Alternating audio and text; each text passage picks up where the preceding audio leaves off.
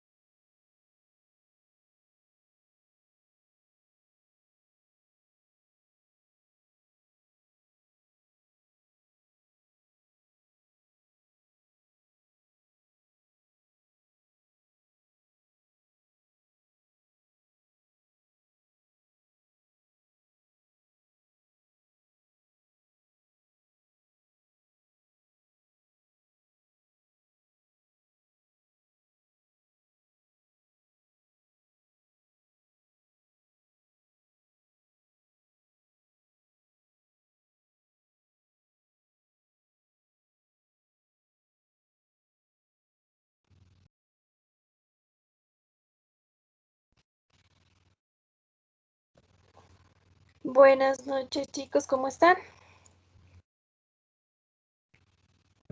Buenas noches, profe. Habían algunas personas que en la clase anterior me solicitaron ponerse al día con referente a las actividades. Tenían pendiente una exposición.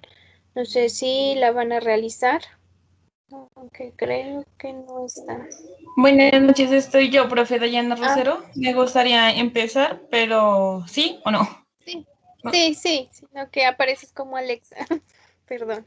Ay, profe, es que mi prima cogió el computador y me ha dejado Ya. el correo de ella. No, tranquila, fue por eso, no sabía quién era, pero Bueno, sigue. profe, espéreme un ratico.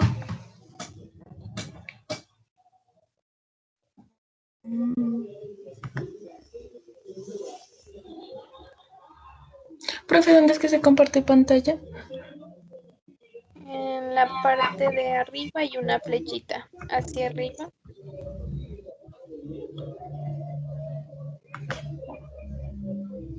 Ya.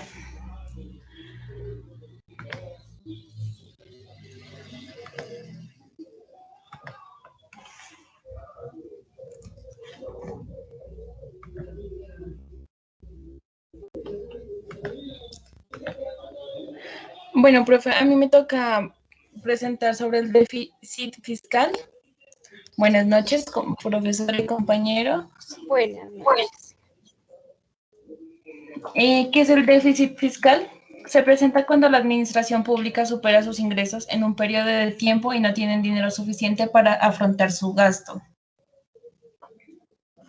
Las administraciones públicas tienen la obligación de realizar un presupuesto para saber cuáles serán sus ingresos y gastos el próximo año. En este caso se conoce como déficit presupuestario porque hace referencia al déficit fiscal previsto por el gobierno al realizar los presupuestos del año siguiente. Las consecuencias del déficit fiscal. El déficit fiscal puede ocasionar la falta de liquidez y necesidad de financiación de los gastos presupuestarios, ya sea mediante deuda. Ejemplo, demorar pagos y en ocasiones la diferencia entre ingresos y gastos. Una administración puede ir a quiebra. Otro ejemplo es que la crisis de Grecia-Portugal, que se presentó en 2008, se recuerda que la financiación exterior se llamó rescate. ¿Cómo paladear el déficit fiscal? Incrementando ingresos para financiar los gastos, reduciendo gastos, una combinación de ambas. Los déficits fiscales a menudo son vistos como malas praxis en las administraciones públicas, bien porque hayan gastado mucho tiempo o porque no tengan una política fiscal eficiente para recaudar. Además de que suelen incrementar la deuda por incidir directamente sobre los ciudadanos, ya sea mediante recortes en prestaciones y servicios públicos, como en aumento de impuestos a las actividades privadas.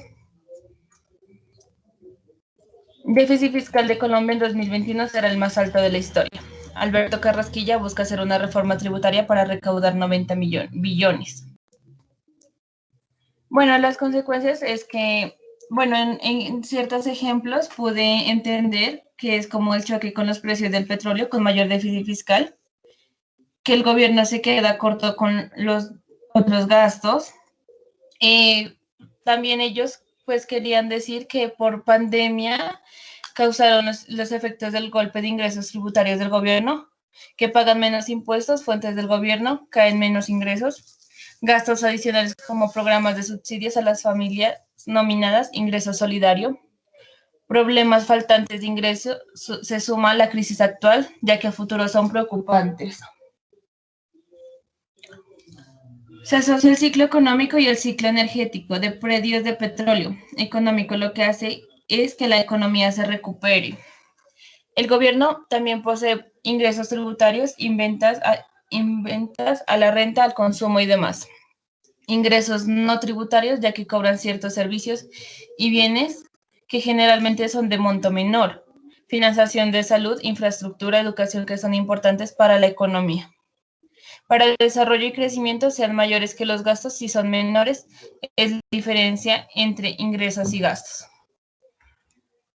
Profe, pues esa es mi exposición. Gracias, Dayana. Jonathan.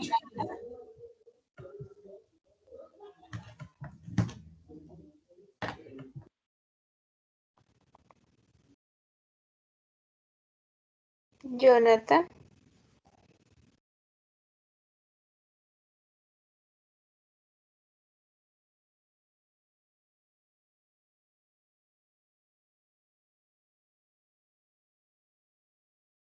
No, creo que tiene problemas el compañero con la conexión. Bueno, sigamos con nuestro tema de hoy. Gracias, Dayana. ¿Me confirman si están visualizando ya la pantalla?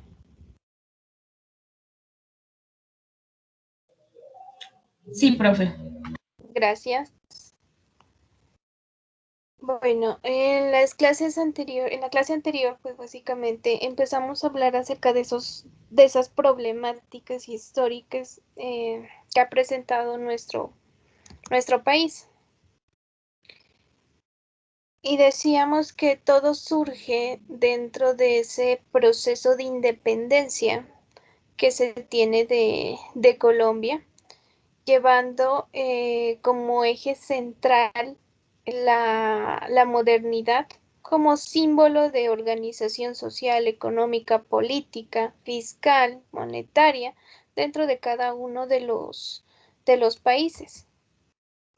Entendiendo que este concepto de modernidad surge a raíz de la Revolución Francesa, en donde se habla de una tríada de libertad, igualdad y fraternidad, que posteriormente lo que genera dentro de cada uno de los países es empezar a hablar, bueno, dentro de la formación de Estado, empezar a hablar de la llamada democracia. Llevando esta tríada en cada una de esas políticas sociales, económicas, fiscales, políticas, culturales, que interponen los gobiernos dentro de los estados.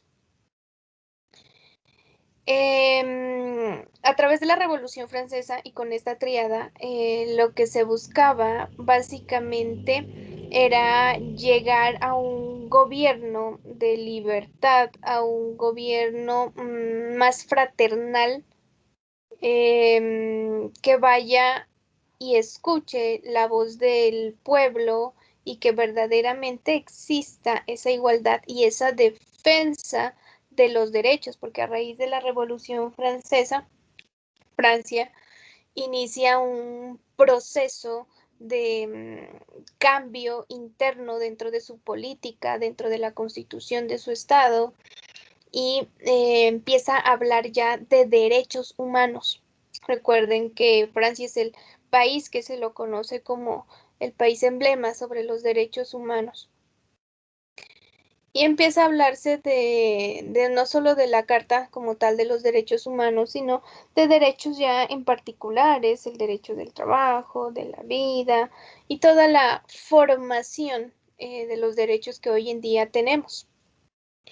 Y es a partir de esa Revolución Francesa y de todo el movimiento que causó, pues que todos los países empezaron de una u otra forma a acogerse a esas cartas de derecho y a trabajar dentro del proyecto moderno, a través de la llamada tríada libertad, igualdad y fraternidad, para constituir o para construir gobiernos representativos, gobiernos e instituciones políticas que vayan orientadas a una soberanía popular, en la que el Estado, es decir, todas las personas o todos los ciudadanos, contribuyan a la formación de ese gobierno.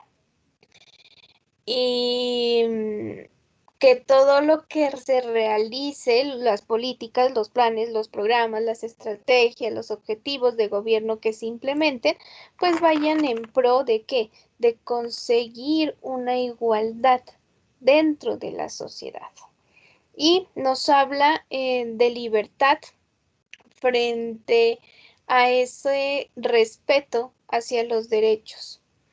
Y así como empieza el movimiento desde Francia y países europeos, pues también llega acá, a nuestro país, a Colombia. Nos vamos a regresar un poco atrás, en donde a partir de los años 1800 y 1900, pues aparece un revuelo, ¿no? Y en las clases pasadas, en donde habíamos hablado de esa famosa Guerra de los Mil Días, que en últimas, dicha guerra partió el país y partió la historia, ¿no? Del país con esa llegada de los movimientos políticos, y aparece ese primer problema frente a la violencia que dejó, las muertes que dejaron, y empieza un problema más allá, que es el económico. ¿Por qué? Porque para sostener tantas guerras que hubo dentro de los partidos políticos, pues Colombia tuvo que endeudarse. ¿Para qué? Para poder traer armamento, para poder capacitar a los soldados, para poder traer maquinaria, para poder traer instrumentos que permitan ganar esa guerra. Entonces empieza ese problema económico porque la deuda con Estados Unidos empieza a crecer en esa medida. Y contando que antes de 1929 o de esa famosa Guerra de los Mil Días, antes de esta, ya veníamos con guerras un poco más pequeñas, pero ya venían generando costos para el país. Entonces, desde esta época empezamos a subir en gran medida esa deuda externa, pero más que nada en ese momento surge por la compra de armamento, por el equipamiento que se le hizo a las fuerzas militares, porque se trajo capacitación y tuvo que cancelarse. Entonces, abrimos esa famosa y esa deuda externa que aún hoy en día la seguimos pagando. Ya, pues a medida de que han pasado los años, obviamente que esa deuda externa ha crecido, por los déficits fiscales que hemos tenido, por la corrupción que se ha presentado, bueno, por diferentes escenarios que se ha vivido en cada uno de los gobiernos que hemos tenido hasta el momento. Sin embargo, hoy por hoy todavía tenemos saldos de deuda externa sobre esa guerra inicial en el que transformó de una u otra forma a Colombia. Y seguido de esto, pues aparecen la parte de los sindicatos, las revoluciones en marcha, reformas agrarias, la huelga, el autoritarismo, el industrialismo, el colapso parcial del Estado, a través de el cual se quiso solucionar con la Constitución Política de 1991, sobre la cual hoy por hoy se está solicitando, ¿no? Ese cambio de esa Constitución, porque a pesar de ser una de las mejores eh, dentro del mundo, porque lo que emana o lo que registra, pues beneficia al Estado como tal. Sin embargo, nada de lo que está ahí en la Constitución Política se cumple a cabalidad. Entonces es simplemente una carta que está escrita, pero no se cumple, no funciona. Y es más, hay personas que muchas veces ni siquiera la conocen. Y dentro de todo esto, pues aparecen diferentes problemas y diferentes hechos históricos que han marcado a Colombia, y asimismo como a raíz de estos movimientos, pues también Colombia ha empezado a tener en parte su desarrollo, así como ha tenido guerras. Colombia se ha caracterizado porque en cada guerra que ha tenido, en cada golpe de estado, en cada colapso que ha tenido, siempre ha sacado algún desarrollo o ha sacado un nuevo tema, digamos, para que las personas se olviden de dónde venían, de qué era lo que estaban haciendo y empiecen a, a mirar otros temas y a olvidarse de esa historia. Vamos a ver aquí un video y seguimos con estos sucesos que han marcado en Colombia y que hoy en día todavía los seguimos visualizando.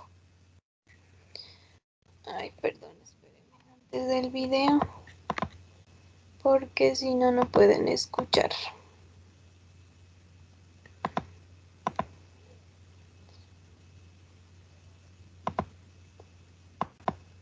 Ahí sí están visualizando la pantalla, ¿cierto?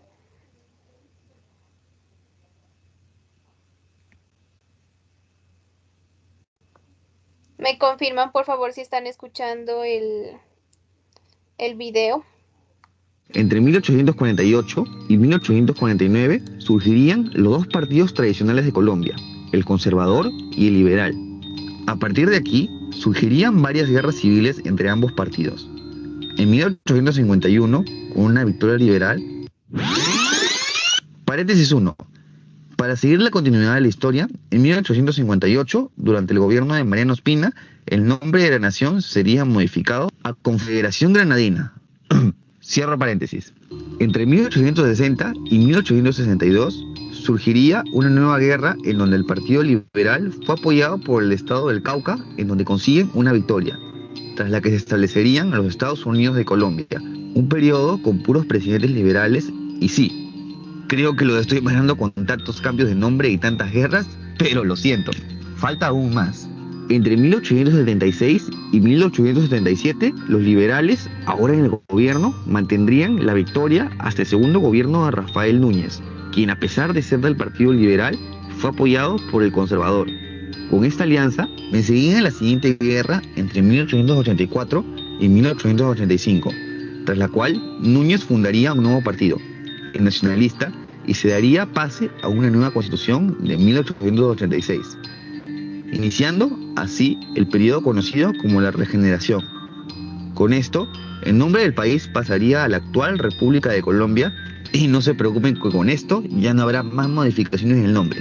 Y bueno, no me odien, pero las guerras civiles sí continúan. En 1895 se daría una nueva guerra, en donde los conservadores mantienen la victoria.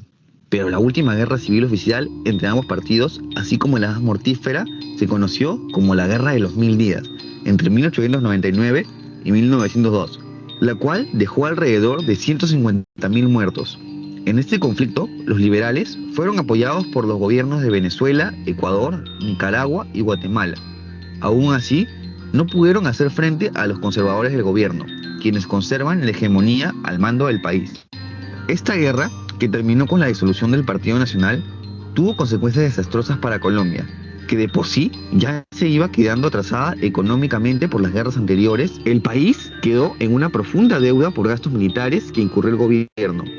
Además, quedó empobrecido, sus industrias y vías de comunicación destruidas. Las desventuras de Colombia seguirían en 1903, en donde Panamá declara su independencia, según panameños, como resultado de un proceso nacionalista, según colombianos, por el intervencionismo de Estados Unidos, quien sacaría provecho al ocupar la zona del Canal de Panamá, que no abandonarían hasta 1979. Ante una debilitada economía, Colombia adoptaría una política externa más conciliadora, por lo que ante otras disputas territoriales como las de Brasil, cedería los territorios sin controversia mediante el Tratado Vázquez-Cobo-Martins de 1907.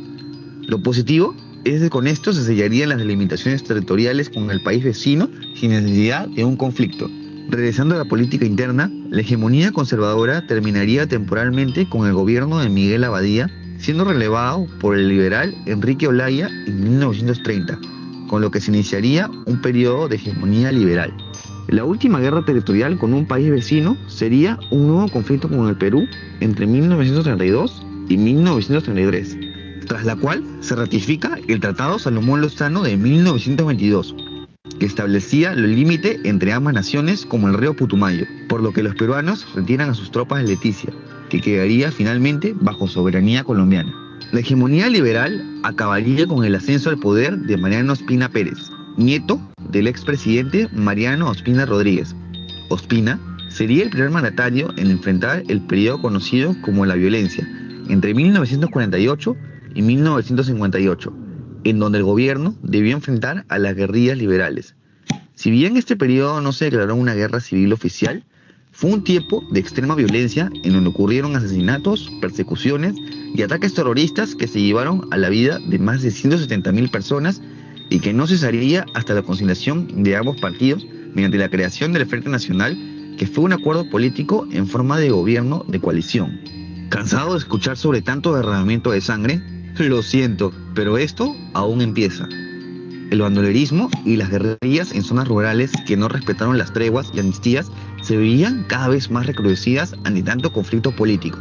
A esto se suma la influencia comunista que crecía a nivel mundial, lo que creó el caldo de cultivo perfecto para el surgimiento de diversos grupos radicales de extrema izquierda a partir de la década de los 60, como el Ejército de Liberación Nacional, el Movimiento 19 de Abril, el Ejército Popular de Liberación, el Ejército Revolucionario del Pueblo y sobre todo las Fuerzas Armadas Revolucionarias de Colombia o FARC, fundada por Jacobo Arenas. En la década de los 70 comenzaría el apogeo del narcotráfico con el surgimiento de diversos cárteles como el de Cali y el de Medellín, que estuvo al mando del conocido Pablo Escobar. Estos cárteles, cuyo negocio fue el tráfico de drogas, especialmente la cocaína, llegaron incluso a tener influencia política, como cuando Escobar consigue un puesto en el Senado de Colombia en 1982. Además, gracias a las fortunas de dinero que consiguieron construir, crearon sus propios grupos paramilitares, tales como el MAS. En la década de los 80, el conflicto llegaría a su mayor etapa de brutalidad cuando comienzan ataques a población civil y la cifra de desplazados se elevó a millones, convirtiendo a Colombia en el segundo país con mayor cantidad de desplazados internos, llegando a más de 7 millones en el 2017. Por tanta violencia e inestabilidad, los gobiernos contemporáneos de Colombia han tenido que buscar negociaciones de paz con los diversos grupos insurgentes.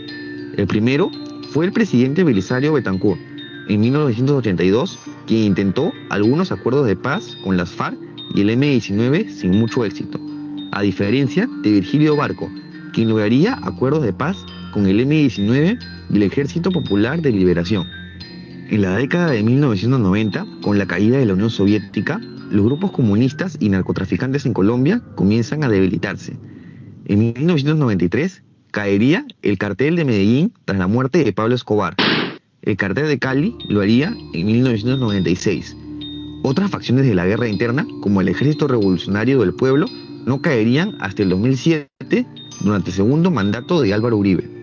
Pero el desarme de las FARC no se conseguiría hasta el 2016 tras la firma de la paz entre la organización guerrillera y el segundo gobierno de Juan Manuel Santos, por lo que incluso consiguió el Premio Nobel de la Paz. Sin embargo, se desligaría una facción disidente de las FARC conocida como el Frente Oliver Sinisterra, que junto con otros grupos sobrevivientes como el Ejército de Liberación Nacional seguirían en la lucha, por lo que queda en tarea del actual presidente y sucesor de Santos, Iván Duque, acabar con este conflicto en su totalidad. Y con esto llegaríamos a la actualidad. ¿Logrará Colombia alcanzar la paz? Déjalo en los comentarios de abajo. Además, no te olvides de regalarme un like si te gustó este video y de suscribirte a mi canal para estar al tanto de más contenido. ¡Hasta la próxima! Bueno, miramos ahí dentro del video pues un pequeño resumen desde esa guerra de los 1000 días y la guerra frente a lo que es los conservadores y los liberales. Dentro de todos esos problemas que fueron surgiendo, pues Colombia empieza su desarrollo. Y dentro de su desarrollo, los primeros que aparecen, pues aparecen los días de cine, o los llamados días de cine, entendiendo que Colombia fue uno de los primeros países en conocer al cine, los países latinoamericanos. El cine llegó directamente a Cartagena y a Bogotá en 1897 por iniciativa de don Ernesto Viedco. Y de esta manera, sin embargo, pues a raíz de las peleas que se tuvieron y todo el proceso, se suspendió por un momento y posteriormente en 1903 en Bogotá nuevamente se abrieron dos salas de cine. Y a partir de desarrollo, bueno, de esta llegada frente al aspecto cultural, pues Colombia empezó a incursionar dentro de lo que es el cine, y en 1906 se filmó la primera película nacional, que fue un corto básicamente de 10 minutos sobre un paseo en el Salto de Tequendama. Y desde ese momento, pues el cine, hoy en día el cine colombiano, pues ha estado reconocido a nivel mundial y se han realizado, tenemos pues distintas películas, cortos, documentales que se han realizado aquí desde nuestro territorio. Esta parte o el escenario cinematográfico ha tenido diversos cambios, pues en la medida en que la parte cinematográfica a nivel mundial también la ha tenido, ¿no? Se empezó inicialmente con el llamado cine mudo. Durante los primeros años, pues eran filmaciones que no tenían sonido, sino más que nada imágenes, paisajes, reportajes noticiosos. Esos fueron como las primeras películas o cortos que se miraron dentro de las salas de cine. Posteriormente, pues ya todo el cine en general fue revolucionando. Algunos pioneros dentro dentro de esta del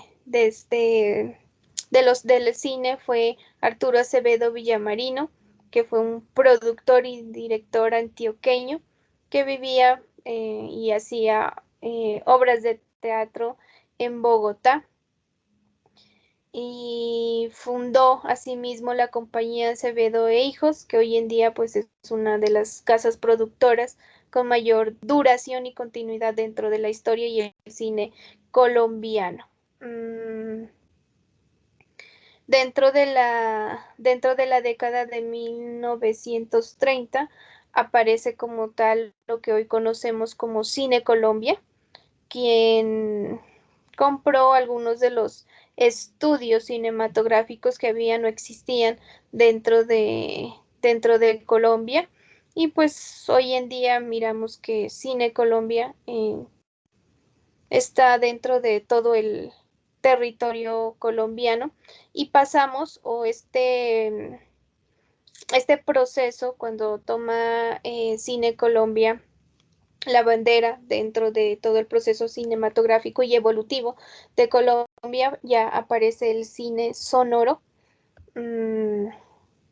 Y las primeras películas que empezaron a verse pues fueron aquellas de Hollywood, y en competencia de esta el cine argentino y el cine mexicano también empezó a traerse y a visualizarse dentro de nuestro territorio colombiano, y asimismo empezaron a abrirse distintos teatros, distintos eh, estudios eh, en los que hoy por hoy pues se graban las películas colombianas y todos los documentales que tenemos. Otro de los sucesos también que marcó a Colombia fue la prensa escrita. dirigida por Carlos Arturo Torres y José Camacho Carrizosa, que eran dos literarios, escritores.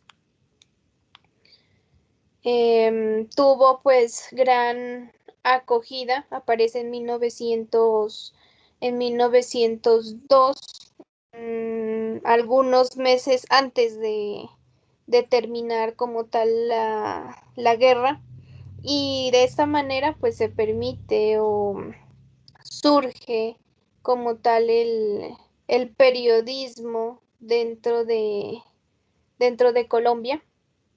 Los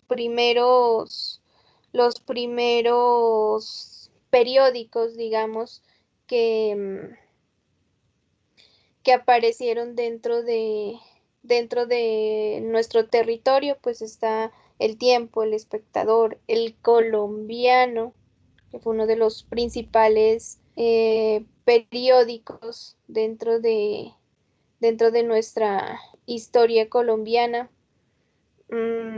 Y con esta entrada del periódico, pues surge y empieza a incursionarse el periodismo y a abrirse nuevas brechas, no solamente al conocer las noticias dentro de nuestro territorio, sino también qué era lo que estaba pasando en el mundo exterior.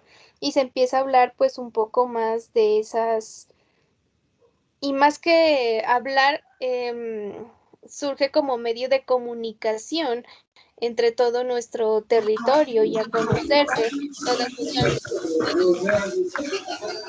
Bueno, Ay, no, qué desorden.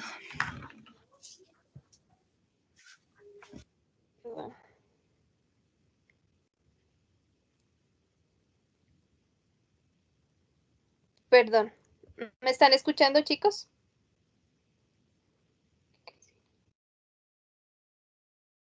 ¿Sí me están escuchando? Profe. Sí. Ok, gracias. Bueno, les decía que aparece pues la evolución de la prensa escrita como principal medio de comunicación dentro de nuestro territorio colombiano, los primeros periódicos, El Tiempo y El Gran Colombiano. Con estos dos escritores, José Camacho y Carlos Arturo, que pues las primeras noticias que se empezaron a dar fue los de la guerra, cómo iba, cuál era la situación, y de esa manera pues empieza a independizarse y empieza a ver ese cruce de información dentro de todo el territorio colombiano y empieza a conocerse un poco más de qué era lo que estaba haciendo el gobierno, porque las primeras noticias, vuelvo y les repito, eran sociales, políticas y económicas. Entonces se empieza a conocer un poco más y la vida de las personas, Colombia como tal, el país, empieza a cambiar. Seguida de la prensa, otro de los sucesos que marcó la historia colombiana, pues es la muerte de Uribe Uribe. Em, Dentro de este, pues Rafael Uribe Uribe, quien era el jefe del liberalismo, al ser asesinado, pues acaba, ¿no? Como tal, esa brecha que se tenía y ese empoderamiento que se tenía del Partido Liberal dentro de Colombia. Y posteriormente, pues da partida a que el Partido Liberal baje un poco su mandato, baje un poco su opresión y baje sus seguidores. Y hay desorden dentro del Partido Liberal, lo que produce que de esa manera empiece a subir o empiece a ascender el Partido Conservador y que para los siguientes años, en cabeza del presidente, pues estén personas que dirigían y compartían los pensamientos del partido conservador. Seguido de esto, pues aparece el ciclismo. Y es por eso que les digo que dentro de Colombia, o sea, está la guerra, aparecen los problemas, pero llegan y ¡pum!, sacan una nueva cosa, algo novedoso. ¿Para qué? Para que Colombia se olvide a veces del resto de problemas. Entonces aparece el ciclismo y toda Colombia se emociona. Desde 1893 aparece este deporte, o bueno, la bicicleta se convirtió en una figura familiar. Los primeros torneos que se presentaron fueron en Tunja, en Bogotá. Y hoy por hoy, pues, somos reconocidos, ¿no? A nivel mundial, o el ciclismo, los personajes y los deportistas que están dentro de este campo, pues son reconocidos a nivel mundial y han ganado varias etapas, varios torneos dentro de este ciclismo. Seguido de la aparición del ciclismo, aparece el fútbol. Recordando pues que por lo general, siempre que las personas hablan un poco acerca de ese fútbol, pues nos olvidamos aún más a veces, ¿no?, de qué es lo que está pasando, la realidad. Esperemos que en la época o en el momento, en la situación que estamos, no sea de esta manera.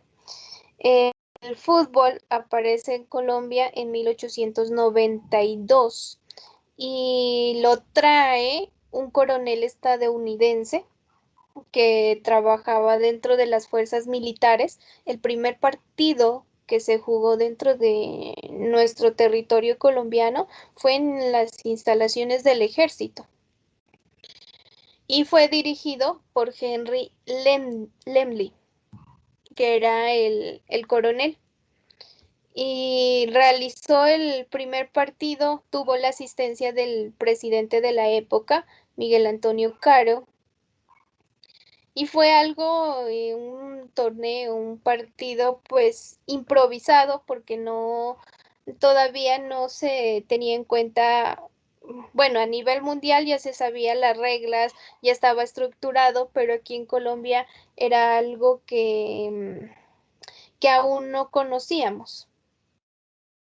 Por lo tanto, fue algo muy improvisado dentro de la escuela militar, dicho torneo. Sin embargo, el juego, el deporte, tal como se lo presentó, fue algo novedoso y algo que atrajo la atención de los participantes y de los espectadores que estuvieron dentro de ese evento. Es así que posteriormente, pues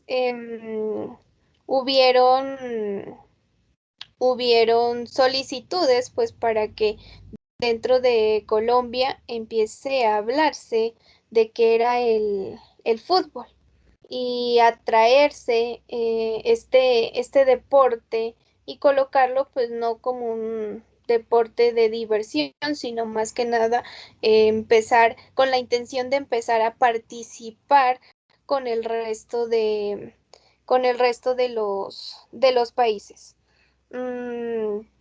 Después tras de la guerra de los 1000 días, en 1903, los hermanos Obregón Arjona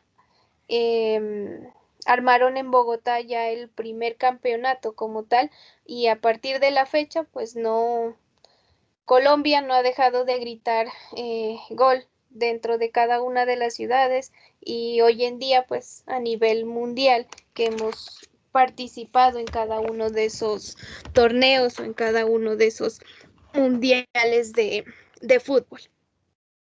Posteriormente a estos días de fútbol, en 1914 a 1918, llega la gripa conocida como la gripa del 18, que fue la peste o la gripa de España, que fue un suceso que afectó a todo el mundo, tal y como desde el anterior año, pues lo estamos viviendo con el COVID, pero en este caso esta gripa también, o bueno, en el momento se la llamó peste, también cobró diferentes vidas a nivel mundial. Dentro de Colombia, pues nos dice que básicamente aniquiló a más de 5 millones de personas en menos de 6 meses. Para la época, pues no se tenía los avances frente a salud que hoy tenemos, ni siquiera se contaba con el equipo médico adecuado.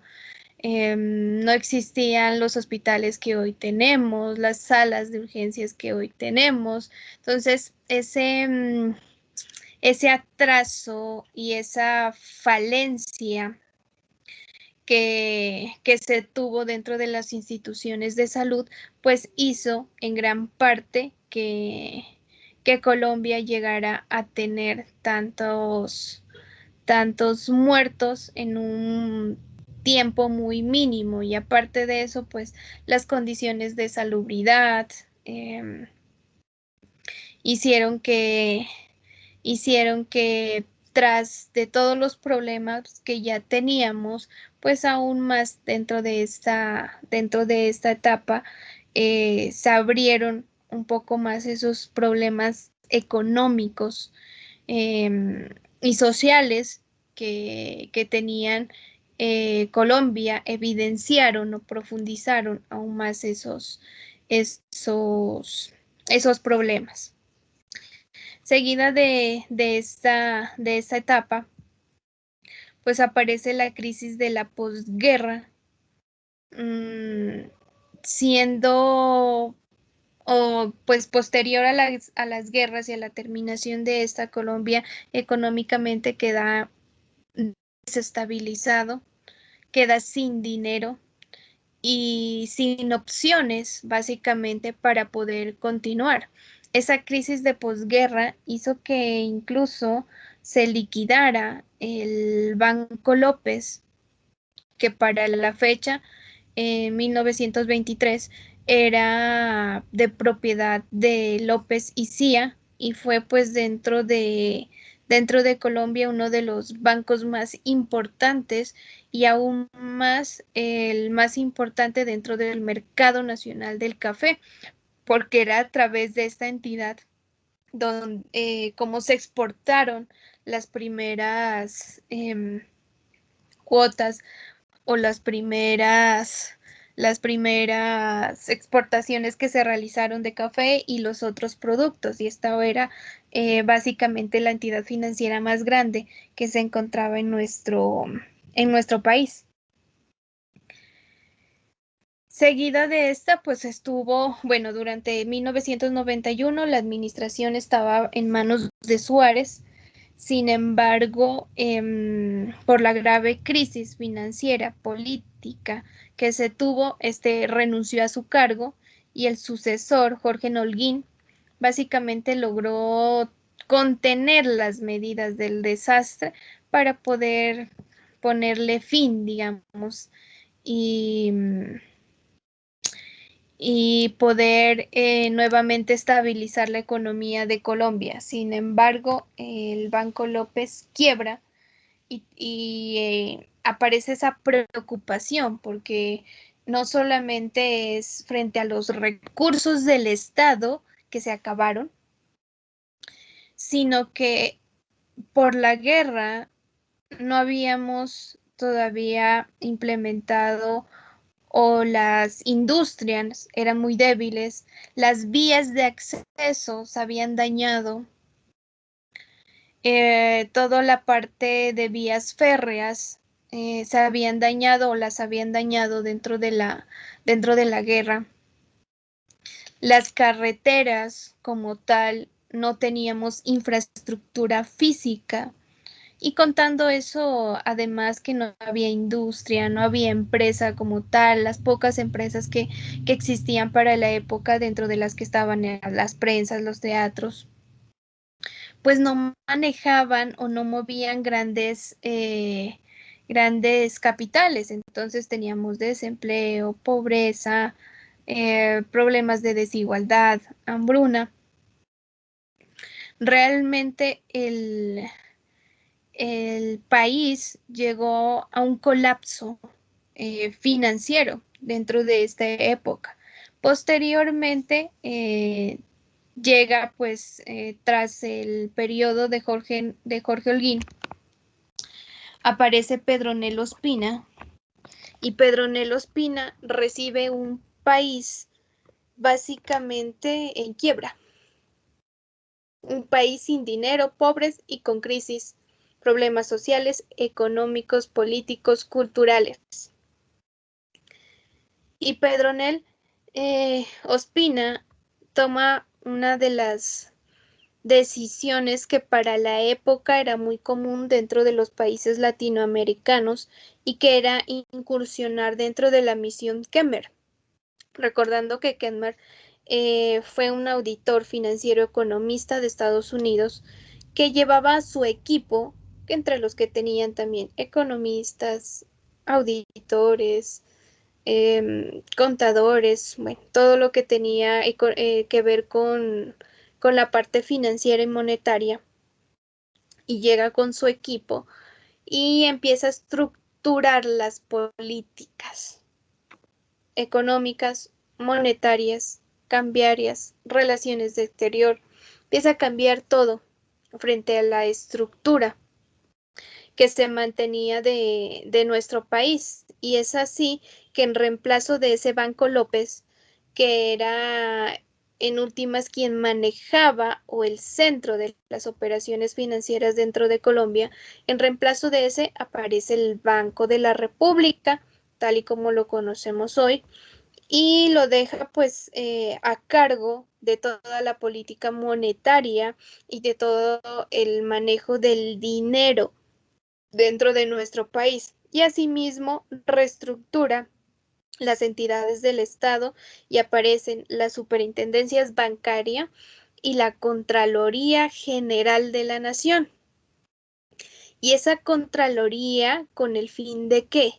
De poder empezar a controlar, valga la redundancia, y a revisar o a evaluar las funciones de cada uno de esos jefes territoriales, es decir, alcaldes, gobernadores, concejales, todos los representantes. ¿Por qué? Porque habían instituciones públicas a las cuales se les estaba entregando dinero, pero no se sabía qué estaban haciendo con el dinero.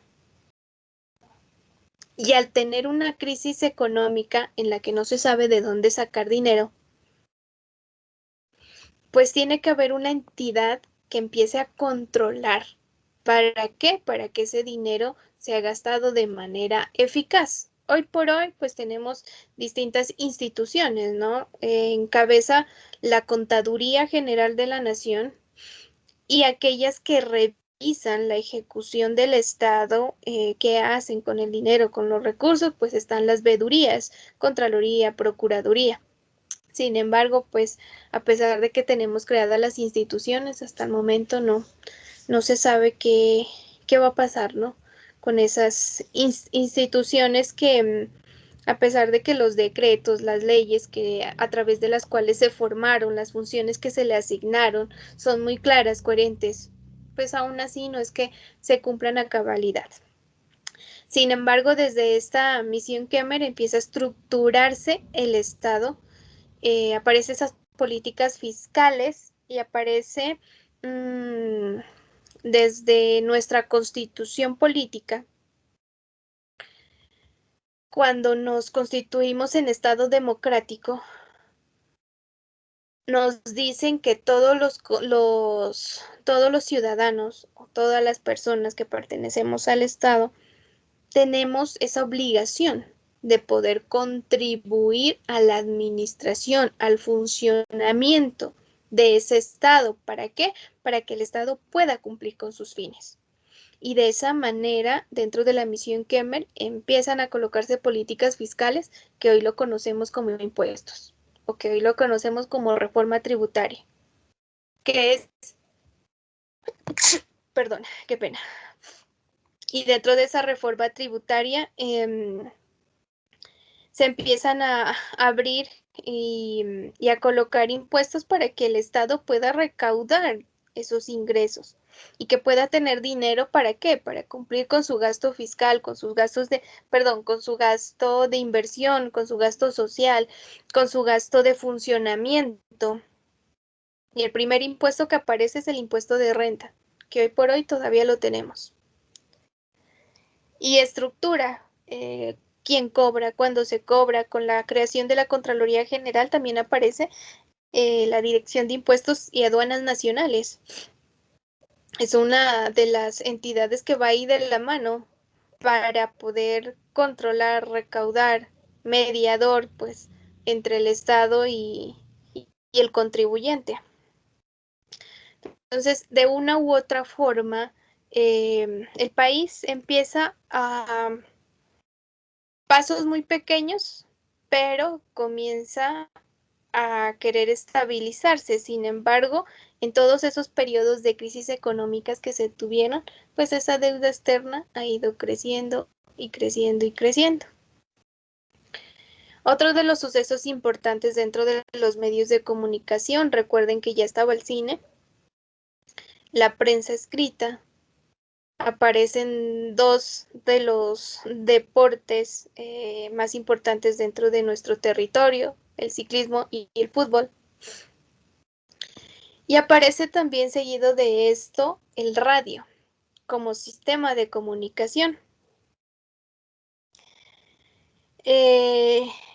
Dentro de las primeras salas de locución, pues aparecen en Bogotá, con los ingenieros Francisco Fernández, Jorge Caicedo Albadía, Adolfo Concha y Eliseo Otero, que a través de que fueron los inventores del aparato inalámbrico basado en experimentos de Marroquín y lograron pues establecer una comunicación inalámbrica con Colón, Panamá, Cuba, New York.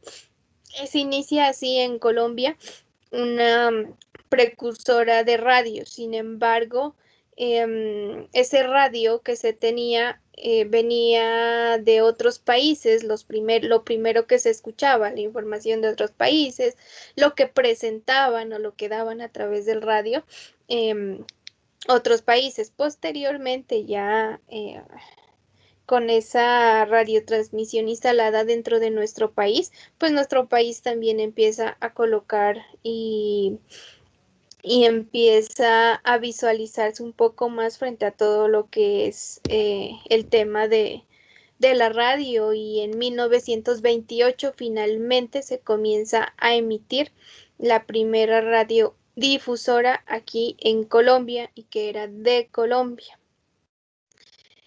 Y por muchos años y hasta hoy, pues este medio de comunicación ha sido uno de los favoritos del público y que ha servido, ¿no? de como medio no solo de comunicación frente a noticias, sino que incluso ahora con pandemia, no sé si, creo que sí han de haber escuchado que en algunas poblaciones pues habían profesores que empezaron a dictar sus clases a través de la radio.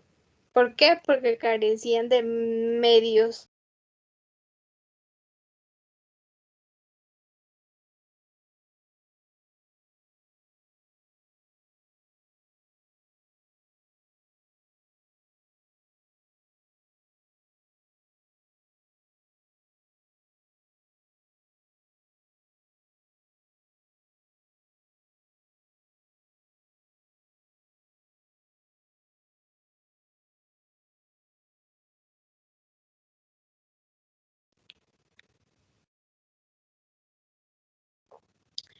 Buenas noches, qué pena, se me fue un poco la conexión. ¿Me están escuchando?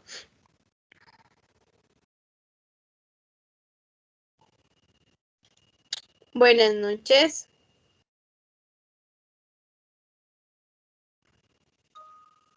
Ok, gracias. ¿Están visualizando la pantalla?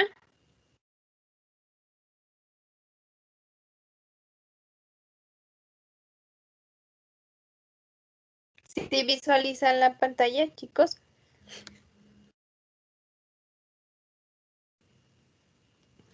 Bueno, les decía hace un rato que el radio fue uno de los medios de comunicación más aceptados dentro de Colombia y hoy en día sigue siendo así y ha sido utilizado pues en gran medida como medio de información, comunicación, un poco más allá. Y les comentaba pues que ahora en esta época de pandemia algunos profesores tuvieron que hacer uso de esas emisoras dentro de cada uno de los pueblitos para permitirse dar clases a los estudiantes. Entonces miren que dentro de todo ese proceso evolutivo que ha tenido Colombia pues hay fechas que de una u otra manera han marcado y que hasta hoy en día pues tienen su efecto positivo o negativo.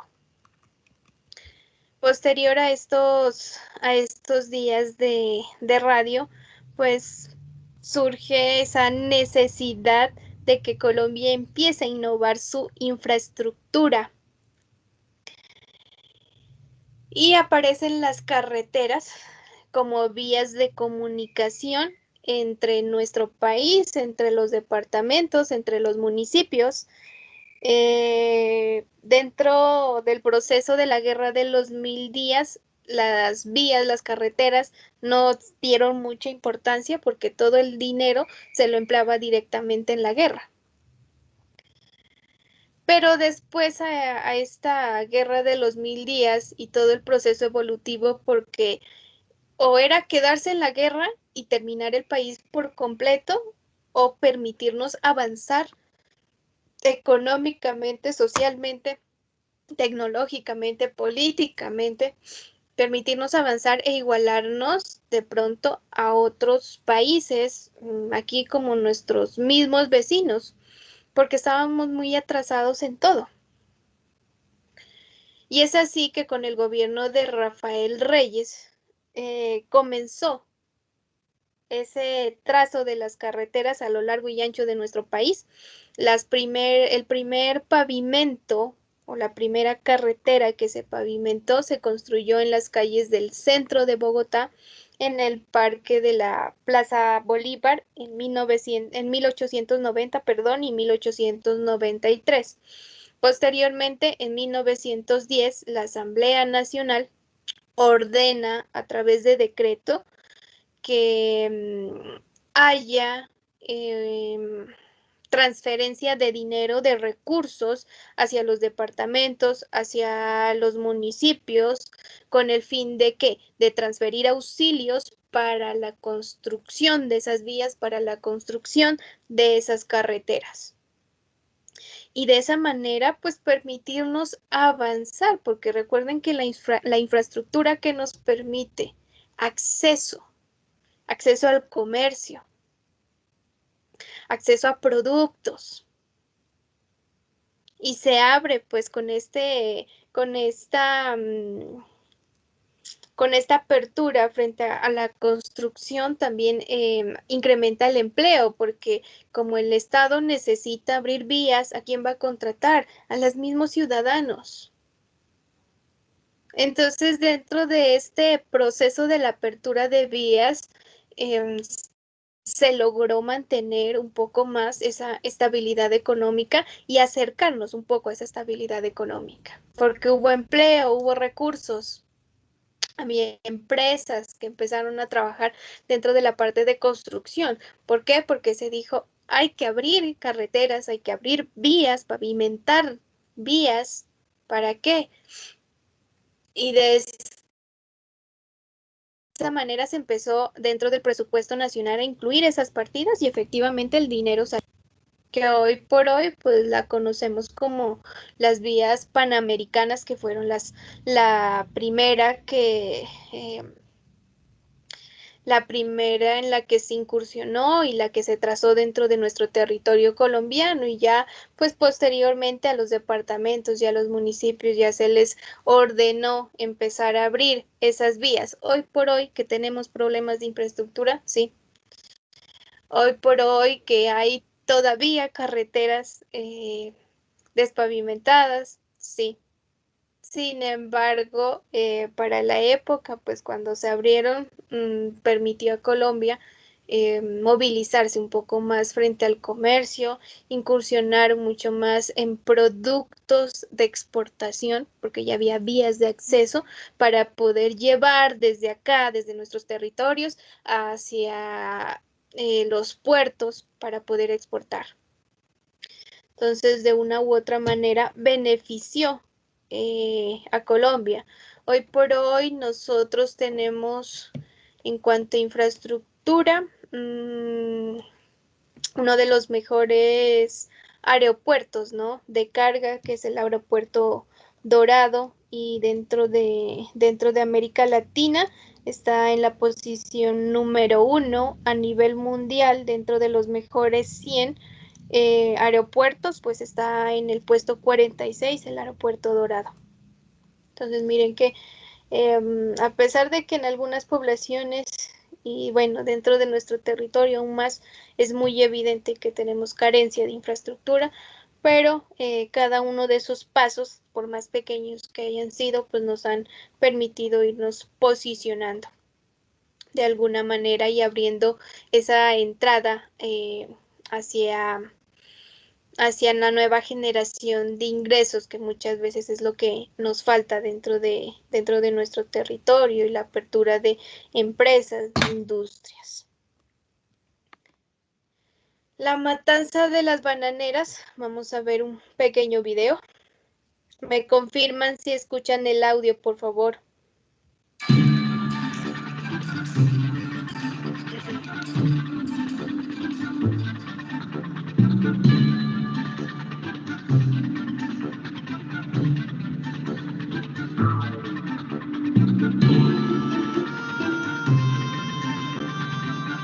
Ante las difíciles condiciones a las que fueron sometidos cerca de 20.000 trabajadores bananeros por parte de la compañía United Fruit Company, estos iniciaron una huelga general en 1928, la que culminó en diciembre de ese año con lo que se conoció como la masacre de las bananeras. Para finales de los años 20, la United Fruit Company había consolidado el monopolio en la producción de banano más poderoso en América Latina. En Colombia operaban en una amplia región del departamento del Magdalena, que era conocida como la zona bananera, en la que la compañía funcionaba como una típica economía de enclave, con su propio ferrocarril, su telégrafo, tiendas e incluso con su propio sistema de salud. Su posición monopólica le permitió actuar casi que como una república independiente, sometiendo a más de 20.000 trabajadores empleados en sus plantaciones a condiciones laborales muy precarias que pronto conducirían al levantamiento de estos trabajadores. En 1928, durante el gobierno del presidente Miguel Abadía Méndez, y ante la negativa de la empresa a negociar el pliego de peticiones presentado por la Unión Sindical de Trabajadores del Magdalena, el 11 de noviembre de ese año se declaró una huelga general. Ante la negativa de la empresa a negociar, y el respaldo que esta empresa recibió de parte del gobierno nacional, las acciones de parte y parte se fueron escalando en nivel de violencia. El 6 de diciembre de 1928, luego de la declaración de estado de sitio de parte del gobierno, el general Carlos Cortés Vargas y sus tropas, enviadas desde el interior y tras la lectura de un decreto y la exigencia de su cumplimiento inmediato, las tropas procedieron a disparar sus armas para despejar la plaza central del municipio de Ciénaga Magdalena, que había sido copada por una multitud de trabajadores que se manifestaban en apoyo a la huelga. Los hechos siguientes aún son confusos, pues ante la forma de proceder de las tropas, lo que se presentó a continuación fue una asonada que terminó con el saqueo y la destrucción de varios de los edificios de la compañía. Si bien oficialmente se reportaron cerca de 42 muertes, el diario El Espectador del 13 de diciembre de 1928 calcula en alrededor de 100 el número de muertos y en más de 230 el de los heridos. También se menciona la captura de 54 trabajadores juzgados rápidamente en consejos de guerra con penas que llegaron en algunos casos a 24 años de prisión. Este hecho hizo enormemente impopular al régimen conservador y contribuyó a su caída, pero además permitió el florecimiento de idearios socialistas y comunistas que, junto con el agotamiento del régimen conservador y el anhelo de cambios sociales importantes, se constituyeron en los elementos relevantes para el fortalecimiento de los sindicatos, gracias al apoyo político brindado por el Partido Liberal.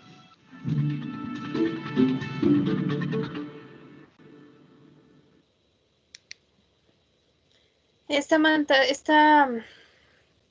matanza de las bananeras pues también parte, ¿no? La historia de nuestro país en cuanto a la referencia y la solicitud que se le hizo al Estado frente al respeto y las garantías al derecho al trabajo. Y esas garantías, exigir salarios justos, condiciones justas, horarios justos. Entonces, tras este suceso, pues Colombia empieza a normatizar ese derecho laboral, que hasta hoy pues conocemos. El derecho laboral aquí en Colombia es un derecho muy nuevo, que se ha ido estructurando en la medida en que se ha exigido y en la medida en que se ha visto esa necesidad de regular esas relaciones dentro de las empresas y los mismos trabajadores. Entonces, este suceso de una u otra manera, pues ha dejado huella, digamos, dentro de Colombia, y más que nada, pues ese respeto a ese derecho al trabajo, pero un trabajo digno, un trabajo en el que no se explote a los trabajadores, y que se les brinde todas las garantías frente a salud, frente a una pensión, frente a unos riesgos profesionales, y que su salario, su contraprestación por ese servicio que está prestando, pues sea de una manera justa. Y de aquí viene todo lo que hoy en día pues conocemos como ese derecho laboral. El 9 de junio surge otro proceso. Vamos a ver un pequeño video.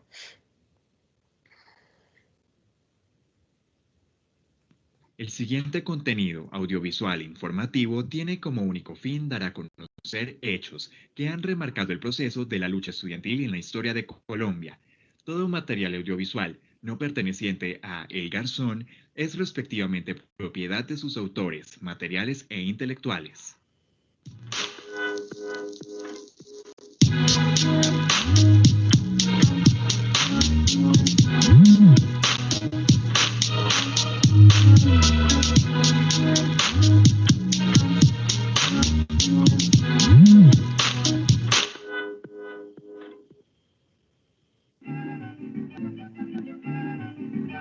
Colombia es 1929. El país y el mundo entero se encuentran en una profunda caída económica, mejor conocida como la Gran Depresión o la crisis del 29.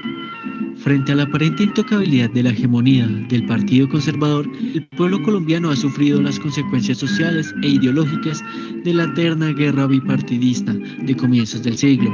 Mientras que el gobierno se preocupa por los reiterados ataques ideológicos y sociales del Partido Liberal, estudiantes de la Universidad Nacional un 7 de junio se abarcaron a la manifestación pacífica en contra del gobierno de Miguel Abadía Méndez, presidente de Colombia en dicha época.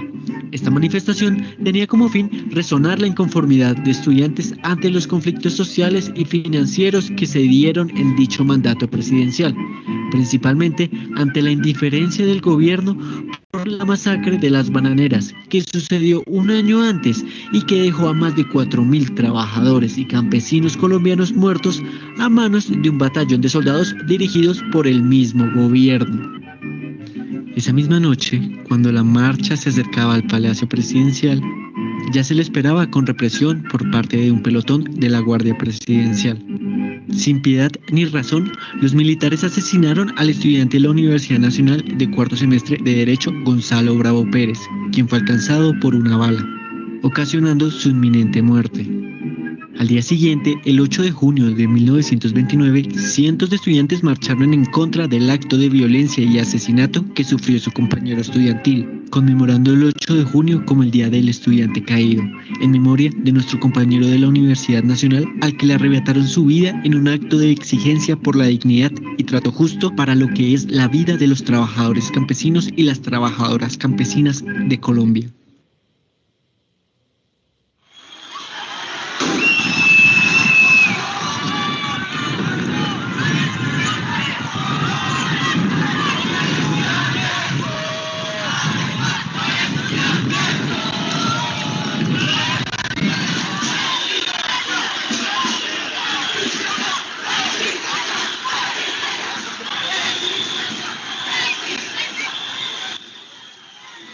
E irónico de esto es que muchos de los que salen a marchar en este día no tienen ni idea del nombre del que es el primer mártir universitario de Colombia, por el cual salimos cada 8 y 9 de junio en conmemoración a esta lucha estudiantil y en simbología de nuestros compañeros caídos. Gonzalo Bravo Pérez, el estudiante caído.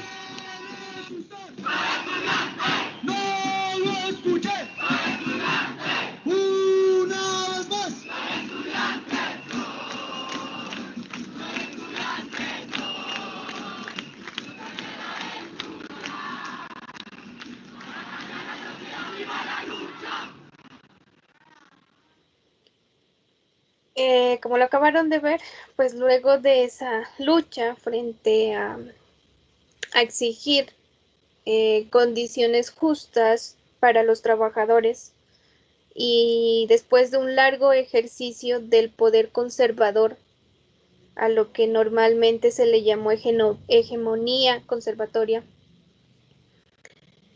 dentro del gobierno de Abadavia Méndez, que fue calificado como molandro, por eso se habla de un episodio de corrupción, pues aparece una protesta que fue generada el 9 de junio en cabeza de estudiantes universitarios.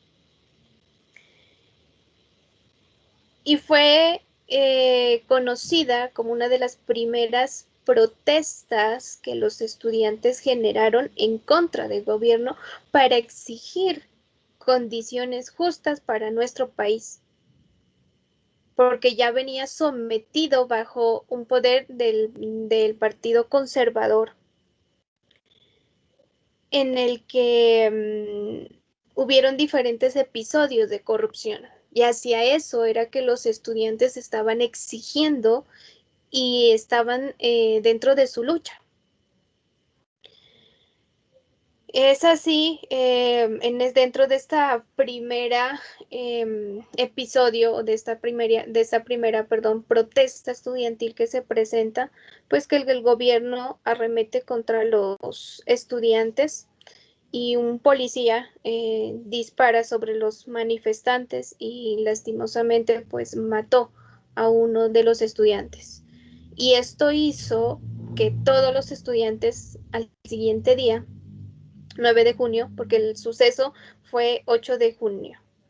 Y el 9 de junio sale en toda Colombia todos los estudiantes a protestar por el suceso y en conmemoración y como por manifestar el dolor que se sintió por el estudiante caído. Y fue pues el puntillazo que se le dio a la hegemonía conservadora para que se acabe. Y respiremos nuevamente dentro de nuestro país y se exigió un cambio.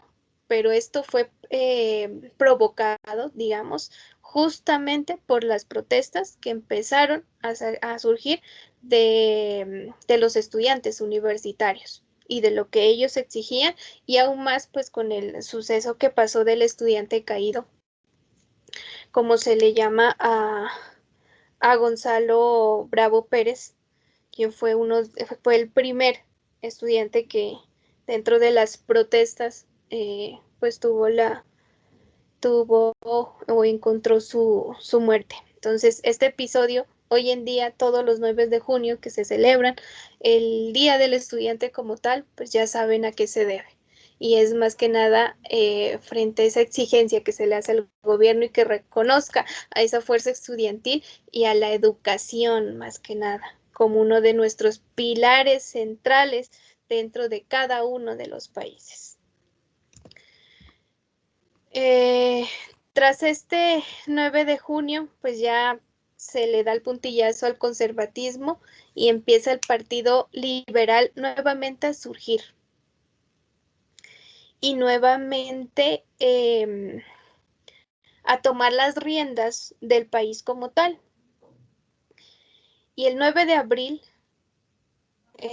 otro de los episodios que ha marcado en nuestro país, con el asesinato del cual para la fecha el jefe del Partido Liberal había elegido Jorge Eliezer Gaitán, 1949. Pues con el asesinato se desató un motín que hoy por hoy se lo conoce como el Bogotazo, en el que la gente se rebela contra el Estado y se rebela contra todas las fuerzas que existían en el momento por la exigencia de que ya tenían un representante, de que ya sabían qué era lo que iban a realizar. Y como lamentando ese suceso, hubo demasiadas, para la época pues hubo muertes, el proceso no fue nada fácil, ¿no? Dentro de este paso, dentro de todo lo que sucedió, pues tras el régimen desde 1946, que ya se había desatado una ola de violencia dentro de los campos, pues Jorge Gaitán o Jorge Eliezer Gaitán aparece como un líder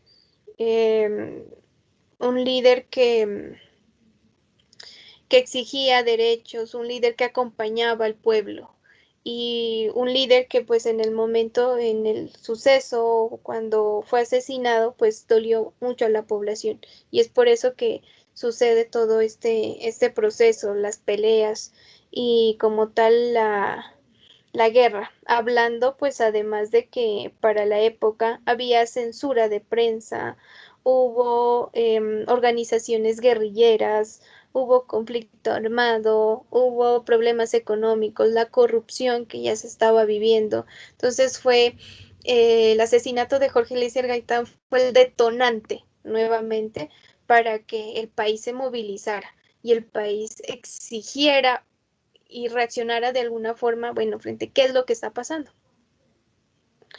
Posterior a esto, aparece en 1948, Tiempo de Belleza, y disfrazan esa guerra y ese problema, esas coyunturas que ya se vienen formando de tiempos atrás dentro de nuestro país, y aparece el primer reinado de belleza en Colombia, donde tuvo pues su centro en Cartagena, y hoy por hoy hasta nuestros días sigue siendo Cartagena el centro, el epicentro de este reinado de belleza que se desarrolla normalmente dentro del mes de noviembre. Seguida de ese reinado de belleza aparece la pantalla chica. Contábamos ya con la prensa, la radio y no podía faltar la televisión como tal. Colombia fue uno de los países que más retrasó y en el que más tardó llegar la televisión. Su primera emisión fue en 1954, bajo el gobierno de Gustavo Rojas Pinilla, quien permitió la entrada de los televisores o del aparato de la pantalla chica o pantalla pequeña a los hogares colombianos y fue un medio de comunicación o un aparato electrónico conquistador dentro de los hogares colombianos.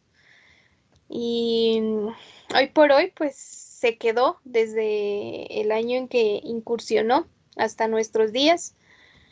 Hoy por hoy, pues dentro de esa pantalla chica, al inicio, pues se miraba o lo primero que apareció fueron pequeñas novelas, pero no eran generadas dentro de nuestro país, sino más que nada mexicanas, argentinas, que fueron los que más tenían avances dentro de todo lo que se presentaba en la pantalla chica. Aparecen los noticieros.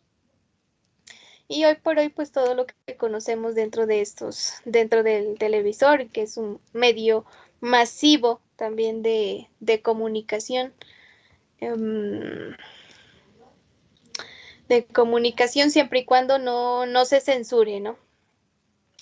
Y pues hasta el momento, grandes figuras, pues, o grandes personajes que han pasado a raíz de la historia de la pantalla chica colombiana, y ha permitido conocer de una u otra forma el estado del país, informarse, ha permitido unir también a las familias, así como desunir si se lo maneja de una manera errónea, pero de todas maneras significó o tuvo un impacto dentro de nuestra historia colombiana. A raíz de 1953 o desde 1941 con la masacre de las bananeras, luego lo que pasó con el estudiante caído, bueno, a raíz de todo esto se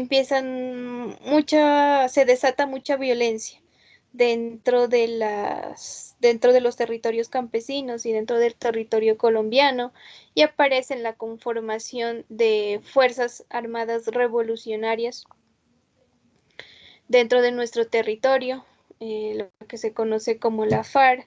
Un año después apareció el Ejército de Liberación Nacional, ELN, y seguido de esto aparecieron y desaparecieron distintos grupos guerrilleros, dentro de los cuales como el M-19. Sin embargo, los que se han sostenido, pues hasta el momento, FARC y ELN, que se han mantenido por más de, creo que ya 50 años, creo que vamos a completar. Hoy por hoy se ha hablado de un acuerdo de paz, pero ese acuerdo de paz está tambaleando, ¿no? Y aún más con el problema que tenemos de que se acabó el dinero y que la JEP no está recibiendo ya los recursos, entonces ya nadie quiere hacer nada. Nuestro gobierno actual, gobierno de Santos, terminó con un proyecto y un objetivo que era la firma de ese acuerdo de paz. Sin embargo, nuestro gobierno lo que hizo fue dilatarlo aún más.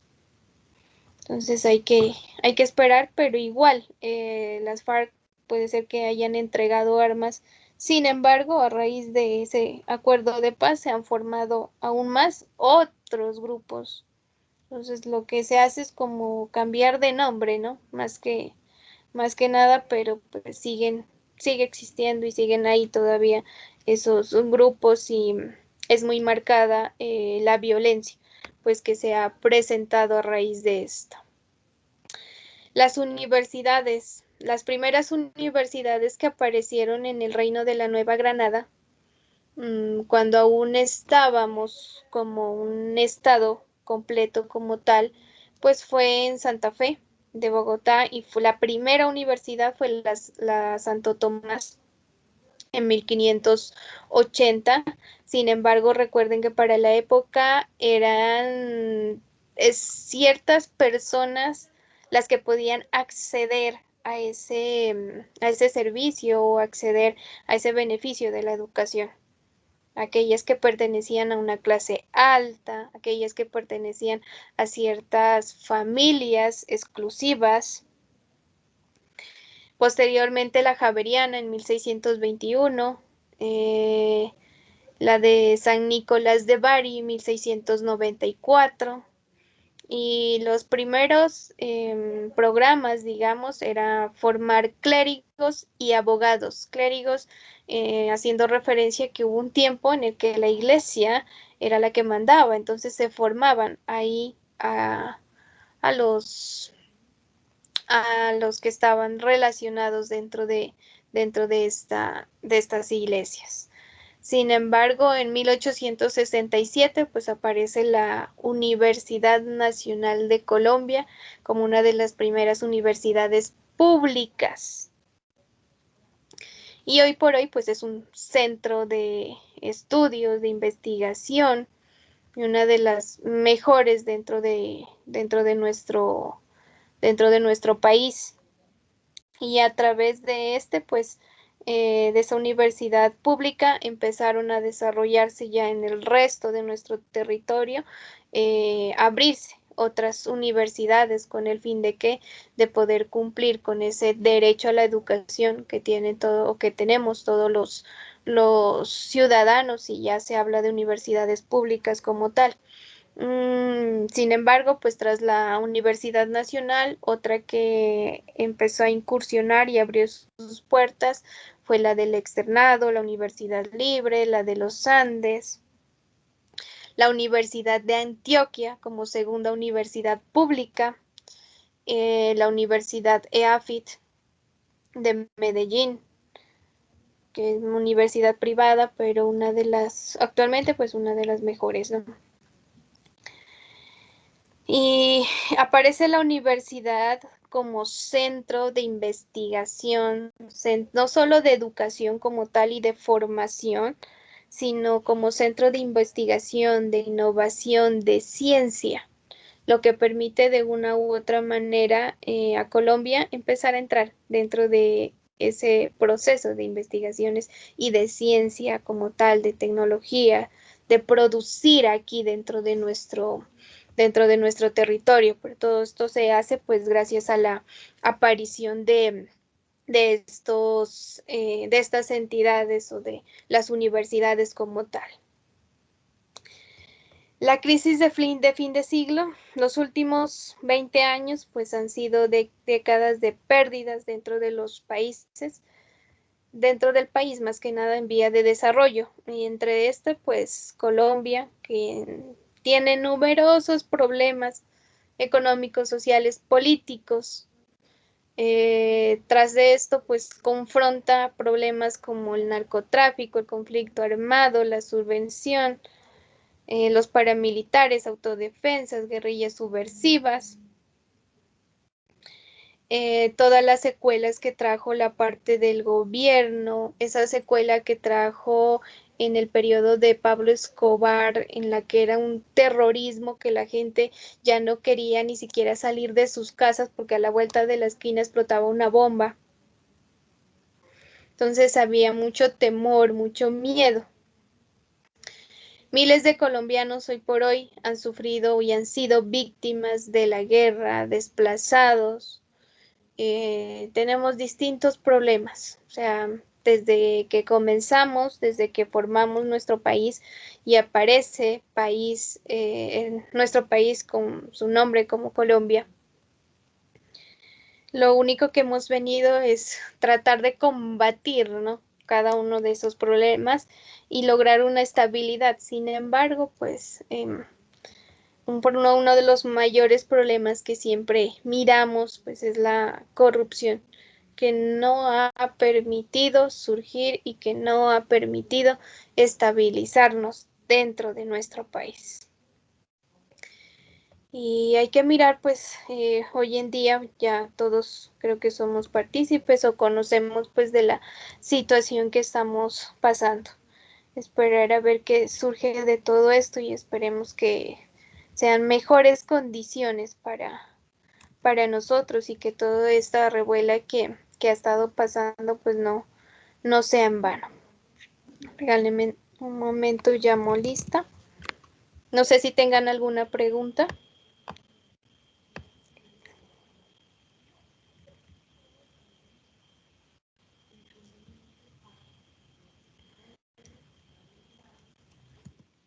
Alexandra Criollo. Alexandra Caterine Criollo.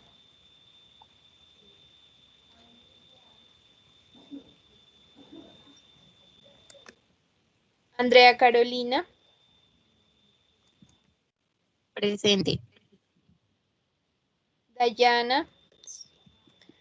Davy Alejandro Castillo. Presente, profe Dayana. Señor. Alejandro.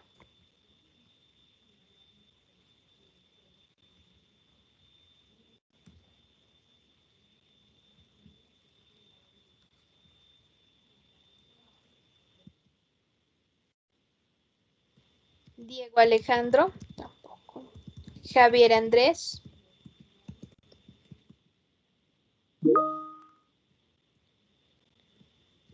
Carol Lisette.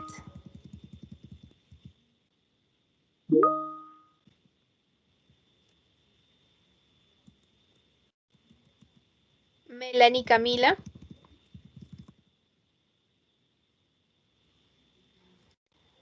Melanie. Oscar Manuel Ruales. Omar Villalba.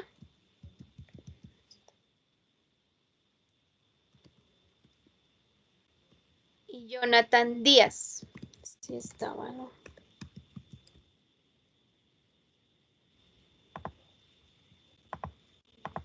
Profe, hay un Sí. compañero que me escribió para decir que él había contestado presente. Él había escrito, porque no Sí, tiene sí audio. los miré. Sí los miré, tranquilos. Javier, Lisette, sí, sí miré sus mensajes. A ver, chicos, como saben, esta creo que es nuestra sexta sesión. Ya estamos por culminar. Entonces, sí les solicito el favor de que, por favor, a más tardar la siguiente clase, las personas que me deban talleres, exposiciones, actividades, lo que sea que hayamos realizado, por favor, hasta la próxima clase, fecha máxima de entrega. De ahí en adelante, pues ya les recibo solo y únicamente los talleres que vayamos a desarrollar o las actividades que vayamos a desarrollar en estas 2 semanas. Recuerden que en la siguiente clase es la última clase, porque para la siguiente ya es el examen final. Entonces ya no les queda tiempo ni a ustedes ni tampoco a mí para calificarles o algo. Las notas de la exposición y las notas de la actividad que realizamos en clase con las personas que realizaron hasta la anterior clase están ahí en plataforma. Ahorita las personas que me enviaron, o bueno, por ejemplo, la tuya, Dayana, ahora en la semana ya subo tu nota. ¿Listo? Entonces, para que por favor se coloquen al día, nos vemos el próximo viernes a la misma hora. Que tengan un muy buen fin de semana y cuídense mucho. ¿Listo? Que estén muy bien. Hasta luego.